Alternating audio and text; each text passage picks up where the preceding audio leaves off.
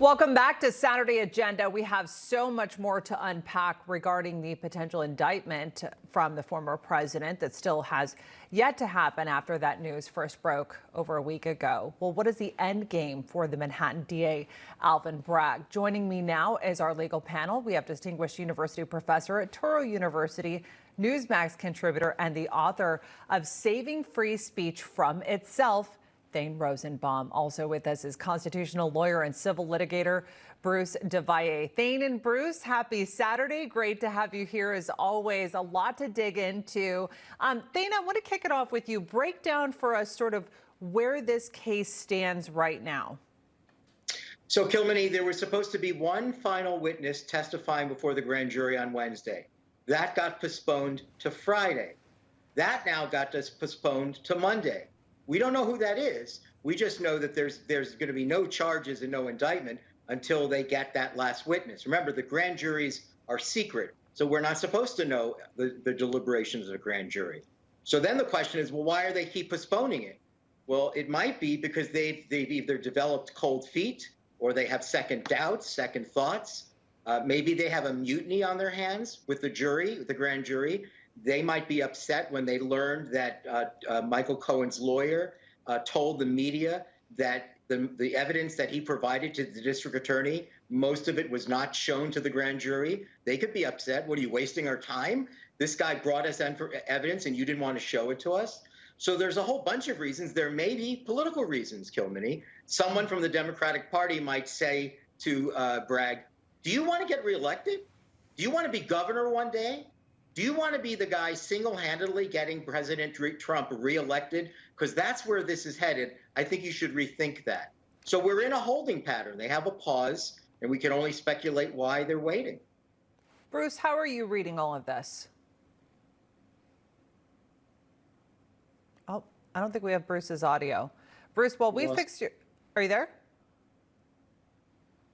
All right, well, we correct Bruce's audio really quick. Thane, I'm going to go back to you for a moment. Former President Trump joined Rob Schmitt last night to discuss his thoughts on the potential indictment. He also cites an important piece of evidence. Watch this.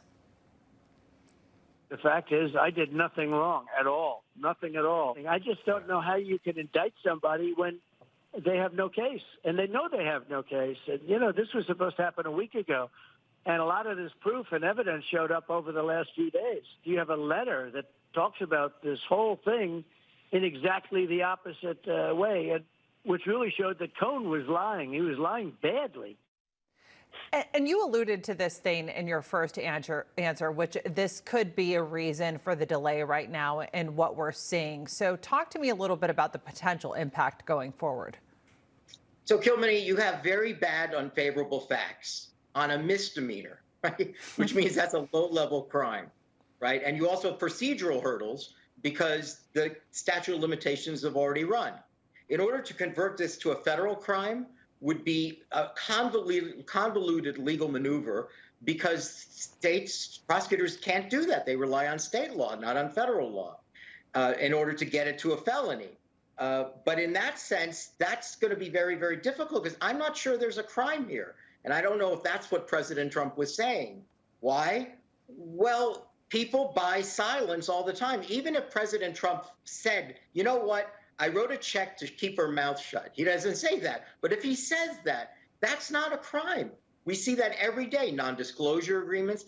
In court cases, civil cases, Kilmeny, when cases settle, they often come with the condition, in exchange for this check, you will never talk about this case again, right? It happens all the time. So I'm not sure that it's criminal at its core, that this actually constitutes a crime. And lastly, most importantly, if you want to get it to a felony, you have to prove that Donald Trump believed in writing the check that he was somehow avoiding campaign finance laws and he was contributing to his campaign and this that's way. Where it gets tricky. I mean, it's incredibly hard to prove intent. I think he's going to say, I didn't want Melania to know about it. You know what? That's what it was about for me. Well, we've got Bruce back, and Bruce, we can hear you, so that's great.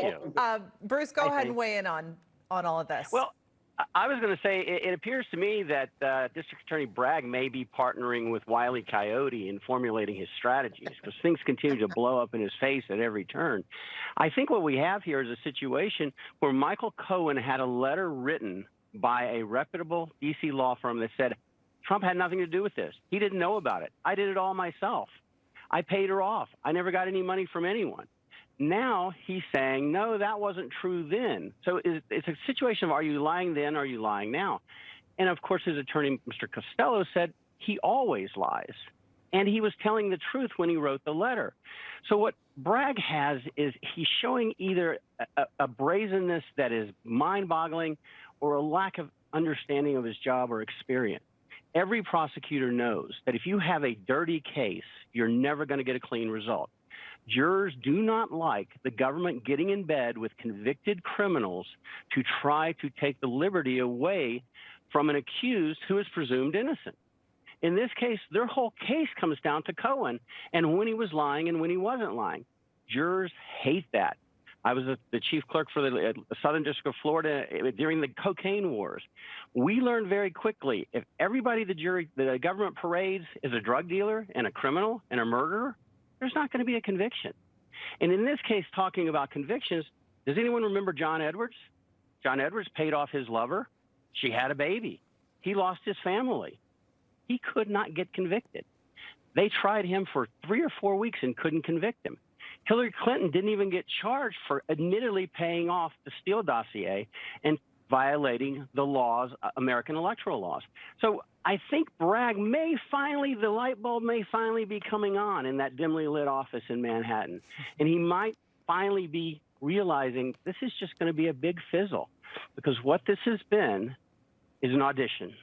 Mr. Bragg is auditioning for the next big job. He's failed it miserably. Bruce Devine, Thane Rosenbaum, great to have you both here. Thank you.